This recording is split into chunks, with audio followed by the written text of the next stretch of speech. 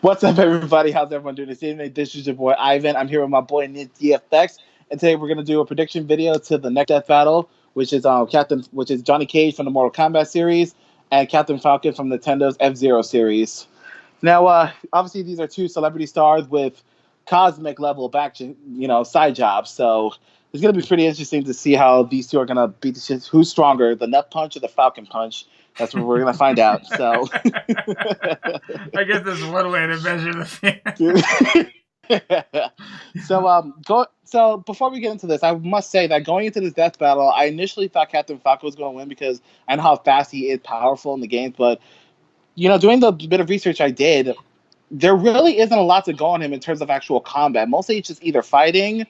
But I'm just gonna break down the stuff that I know. So I'm gonna have to take it from several sources, including Smash Brothers, which I know is not gonna be canon, but it's still something for me to work with, so we can at least have an idea of how strong he is physically and all that other stuff. So just to let you guys know ahead of time.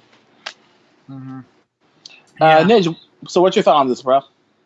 Oof. I know Mortal Kombat characters in general are pretty overpowered, in my opinion. They stack up close to Marvel and DC realm. Honestly, if I had to confidently say it, so. I really am curious to see what research that they're going to pull out that perhaps me and Ivan have missed on both of our ends. Absolutely. And guys, if we did miss something, especially in terms of Captain Falcon or Johnny Cage, please let us know in the comment section down below. We love knowing about, additional information that we may have got. So, yeah, that's great to know. Anywho, so should we get this started, man? Absolutely. What feat do you want to go down first, my friend? I think we should just keep it general and let's just start with the strength ability. And I'll let you take the reign this time first, man. All right. Well, we know that Death Battle for sure in the past has always calculated and used strength from Test Your Might. I'm going to use that as right away their highest strength feat, Diamond, something that they can break. That's insanely amount, and the X amount. We could easily just go back to the Sub-Zero versus Glacius video and know how hard someone like Johnny Cage could punch. We also could take the simple combat where they break skulls and spleens and everything from their combos. That to me kind of seems like a game mechanic in my opinion. But we know Death Battle counts for sure the Test Your Might. And I personally count the Test Your Might as a strength feat. And that honestly is the strongest feat that I honestly could come up with. And that's what I used when I made my original prediction with Sub-Zero versus Glacius. I said Sub-Zero would win, and I mentioned that as a strength feat. So all these Mortal Kombat people are very capable of destroying Diamond. And when you break something like Diamond, that is insanely overpowered. Take it away, Ivan.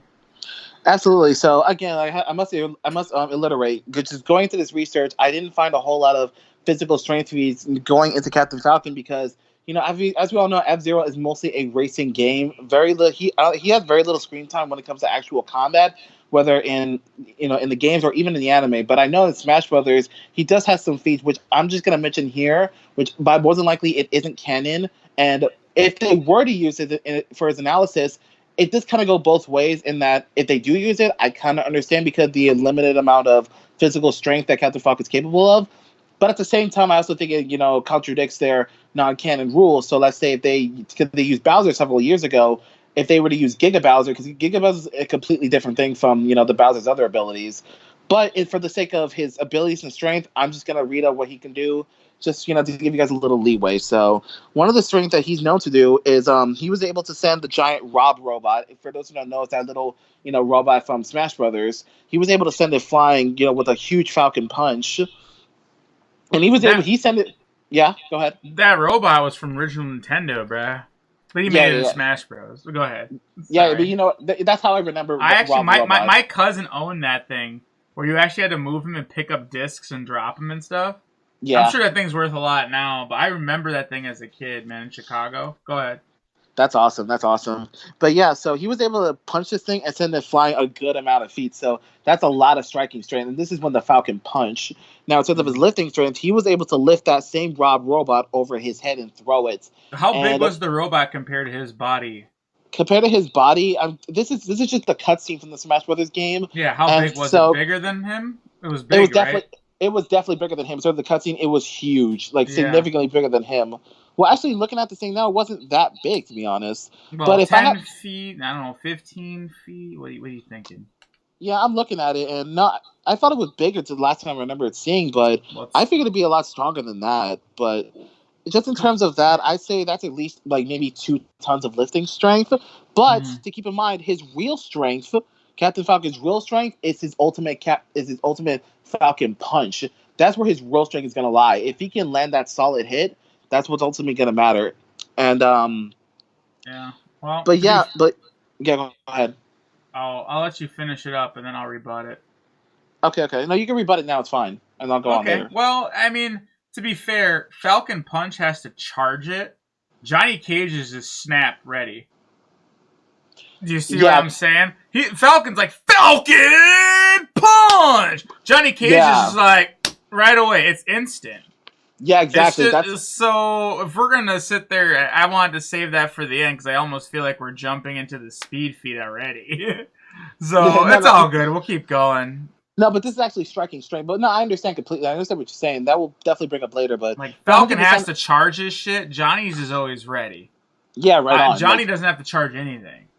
Yeah, absolutely, definitely. But like I said before, his real striking strength is with his Falcon Punch. Now, the thing about the Falcon Punch, it's never really shown how much force it can actually deliver. Now, a lot of people are going to say in the anime, well, spoiler alert, towards the end of the anime, Captain Falcon is fighting Black Shadow, and this reactor is about to explode. And keep in mind, and during that last moment, he jumps out of his Blue Falcon and does the Falcon Punch right on Black Shadow's face. And at the exact moment, the whole base exploded. It incinerated Black Shadow, and also incinerated Captain Falcon. He dies, and then the blast was so big you can literally see it almost like a small part of the galaxy. Damn. Now a lot of people actually thought that that he's almost galaxy level. No, he's not. Well, then he wouldn't have died then. He wouldn't have died then, and let me tell you why that's completely wrong. A lot of people assume that when he punched it, he caused the explosion. No, he didn't. The reactor exploded, and it also, keep in mind, it incinerated Black Shadow too, and that's what a lot of people said, that he punched so hard he incinerated. If it incinerated Black Shadow, why did it incinerate Captain Falcon? That makes no sense. That attack, he should not have been able to be incinerated. His punch is so strong he kills himself. He's like the one punch death man or something. Exactly. One finger death punch. Exactly. So that battle is definitely going to be taken out of that particular feat itself could be taken out of context by a lot of people. So I really want to see how Death Battle interprets this. Yeah, I'm actually very curious too. I'm excited. I got my popcorn. I'm biting my nails right now listening to you talk to it. Like I am. But let me just stress again about the specifics of that particular feat. The reactor was about to explode. There was no way him stopping that explosion. Captain Falcon knew he was going to die at that point. And keep in mind, he just punched him. And I think he just did it just for the sake of landing a blow on him. But at that exact moment, the reactor exploded, incinerating them both. Captain Falcon didn't cause that explosion, nor did he cause Black Shadow's body to be incinerated. So I think they just did that. So in my opinion, I think that punch was just for dramatic effect, and not actual, it doesn't show enough. So what caused the reactor to explode, out of curiosity? Like, when you watched it, like, what did it... I watched a little bit of it, and something was just... I guess it was just about to explode. Like, something hit it, or they were racing in it. I could be wrong. It's been a while since I've seen it, but that particular feat I remember. Okay. So that's why I said, the specifics of how strong the Captain Falcon is were never truly shown. If there was, please let me know in the comments down below, because I don't know. But for this particular feat... I don't agree. He's not universal level. He's not galaxy level. He didn't cause that explosion with his punch. He didn't incinerate Black Shadow with that punch. So I'm just curious how they're gonna interpret this. So that's really but I know he can hit very hard. So if I have to use this in context of Smash Brothers, he can pretty much send flows flying off the stage. But obviously that's not gonna count. So I think his lifting strength and his striking strength is a bit iffy at best. Okay, so it really comes down to. Ooh, excuse me. It comes down really to how they perceive that feat that you just told me. It really does, because if they see it how you said you don't see it, then that right there could be a strength in his favor. Yeah, exactly. So we're going again, diamond striking strength versus what you said, a whole freaking poof reactor shutdown blackout galaxy. Yeah. So I know I know what you're saying. I'm saying it depends how they perceive it.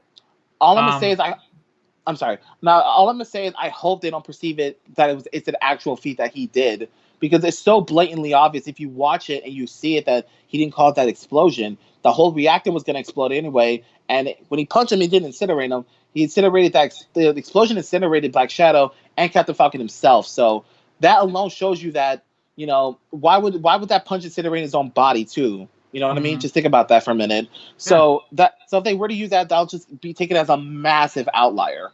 Yeah, no, absolutely. We'll see how Death Battle does it then. So then, as far as that goes, then based on what we both know right now, and of course, you guys leave the comments below to say different. I'm gonna have to give the strength to Johnny. I'm thinking, honestly. I agree, because his a lot of his strength feats are very clear cut, while Captain Falcon's actual strength feats is iffy at best. So again, let us know if you're proven wrong.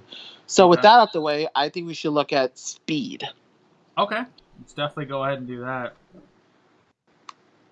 You can go first with this one. Okay. Well, as far as Mortal Kombat characters go, we know for sure they're at least at bullet level speed. There's bullets flying at a lot of them during combat, and you know, the cutscenes, which I would assume is canon. So our boy Johnny, I know he was getting shot at by, and even lasers too. Now lasers are something that are very controversial. Some people say their lasers are FTL. Some people say a laser is based on the programming of the laser fired.